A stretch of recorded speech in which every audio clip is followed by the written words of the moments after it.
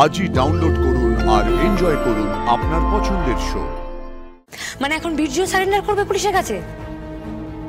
হ্যাঁ করবে, তাই তো আমি আর জো আজকে বীর্যুর বাড়িতেও গিয়েছিলাম। আমি আমি আমি মেডিনেস্টে গিয়ে আরো খবর নিলাম। প্রথমে না সিকিউরিটি বলতে চাইছিল না, তারপর জানলাম যে ভেন্টিলেটর মেশিন নিয়েও সমস্যা হয়েছিল। আর আর ওই ভেন্টিলেটর মেশিনও আমি সাপ্লাই করেছি। তখনই আমি দুয়ে দুয়ে 4 করলাম।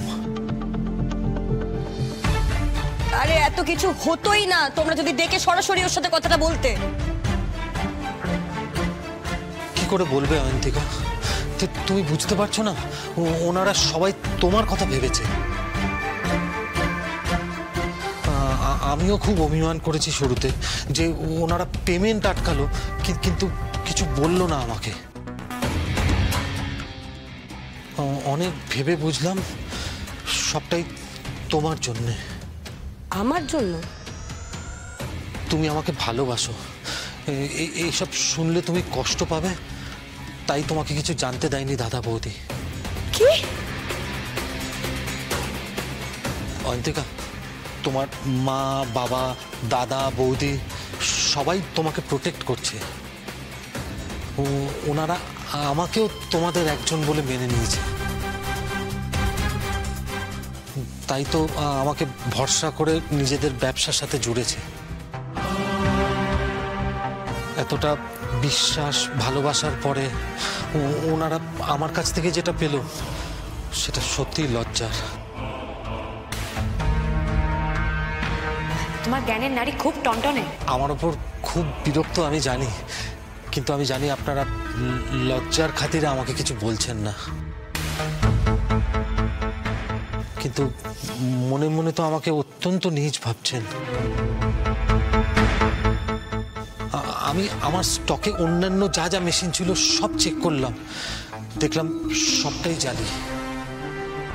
আচ্ছা, তাই জালি মেশিন তোমার কাছে কি করে এলো জ্যোতির্ময়? মানে তুমি যদি নিজের থেকে... প্রশ্নটা একদম ভ্যালিড।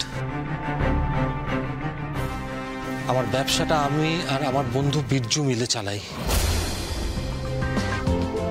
আমার কাজ শুধু ক্লায়েন্ট ধরা, আর বীর্যু বাকি সবটা দেখে। বীর্যু আমাকেও বোকা বানিয়েছে। সেকেন্ড হ্যান্ড মেশিনগুলো জোগাড় করে সেগুলো রং করে জালি ব্যাচ নাম্বারগুলো লাগিয়ে আমার কাছে একদম নতুনের মতো করে নিয়ে এসেছে। বিশ্বাস করুন, আমি এর বিন্দু বিসর্গ কিচ্ছু জানি না।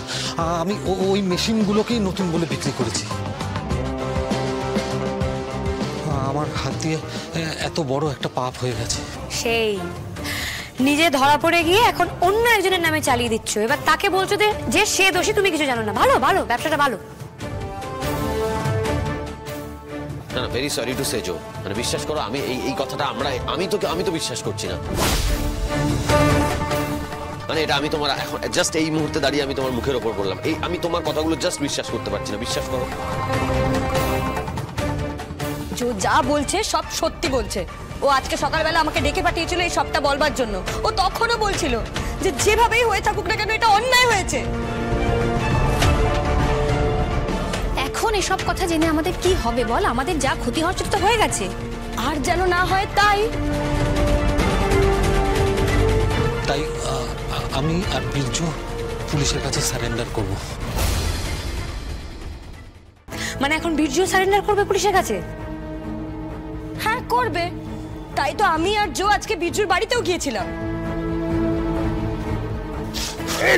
তুই এসব করেছিস, আমি তোকে না ধরলে তুই কোনোদিন আমায় জানাতেছিস?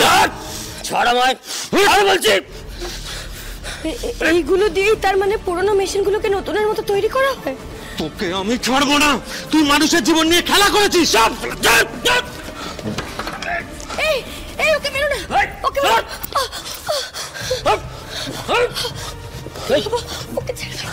এই লাভের টাকা নিসি? হ্যাঁ লাভ তো নিয়েছিস, তাহলে এখন এত কথা উঠছে কেন? সেকেন্ড হ্যান্ড মেশিন আমি চাইনি, আমি নতুন মেশিন চেয়েছিলাম। তুই আমাকে মেরে ফেললেও আমি তোকে ছাড়বো না। তার মানে আপনারা সেই ওয়ার্কশপটা দেখে এসেছেন, তাই তো? যেখানে রং টং করে লেভেল সাটিয়ে পুরোনো মেশিনগুলো সব নতুন করা হয়। বীর্যু এখন কোথায়? পালাতে পারেনি। জো নিজের প্রাণের তোয়াক্কা না করে ওকে ধরেছে। দেখো ওর কি হয়েছে, দেখো দেখো ওর কি হয়েছে। আমি জিজ্ঞেস করলাম বীর্যু এখন কোথায়? ধরে বেঁধে গাড়িতে তুলে বেঁধে রেখেছি। মানে ওই লোকটা এখন বাইরে গাড়িতে আছে? দীপঙ্কর বাবু প্লিজ আপনারা দেখুন। আপনি চিন্তা করবেন না আনন্দী ম্যাডাম, ওরা কেউই ছাড়া পাবে না। এই দেখুন তো, আর মিস্টার জ্যোতির্ময় আপনিও যান ওদের সঙ্গে।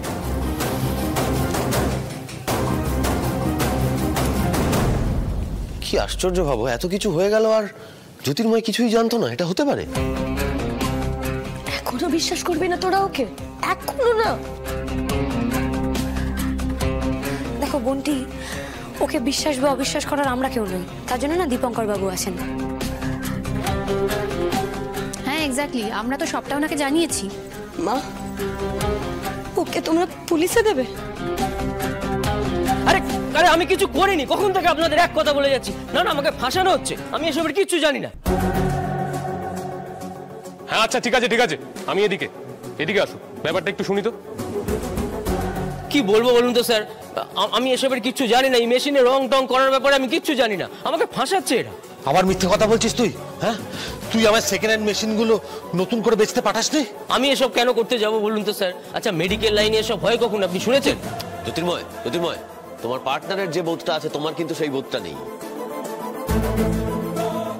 ও সব মিথ্যে কথা বলছে, যা করার ও করেছে। আমি এই ব্যাপারে কিচ্ছু জানি না। এইটাই চলবে নাকি? পেহলে আপ পেহলে আপ। আপনারা চলুন তো। জানেন তো এখানে না ঠিক মন খুলে কথা বলা যায় না। লকআপ বলে একটা জায়গা আছে, ওখানে গেলেই সমস্ত মনের কথা বেরিয়ে মুখের বাইরে চলে আসে। না, জো কোথাও যাবে না।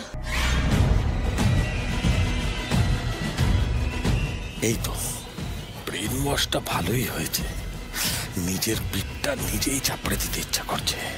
মানে এই যে মেশিনের রং করা, লেভেলিং করা, এগুলো সব তুমি একা করেছো? বললাম তো আমি কিছু জানি না। আচ্ছা কি লাভ বলো তো এগুলো করে? শুধু ধরা পড়েই গেলে, এবার বাঁচতে পারবে তোমরা? তোমরা মানে? জো তো বলছে ও কিচ্ছু জানে না। এই যে শোনো, তুমি সত্যি করে বলো তো, তুমি এই কাজগুলো একা একা করেছো নাকি এই যে জ্যোতির্ময় ও তোমার সঙ্গে ছিল? আমি বলছি শোনো, তোমার কোনো ভয় নেই, তুমি সমস্ত সত্যি কথা আমাদেরকে বলতে পারো। না না, বীরজু, আপনার নাম বীরজু তো? বীরজু, একা একা কি এত বড় রিস্ক নেওয়া যায়? মানে পার্টনারের সাহায্য ছাড়া, পার্টনারকে না জানিয়ে তুমি এরকম একটা কাজ কেন করবে, এরকম রিস্ক নিয়ে? কি রে, উত্তর দে। লাভ হতো অনেকটা। আচ্ছা, মানে এগুলো বিক্রি করে যে টাকাটা পেতে, সেই বাড়তি লাভটার জন্যই তোমরা এই কাজগুলো করেছো, তাই তো? মানে টাকাটা নিজেদের মধ্যে ভাগ করে নিতে।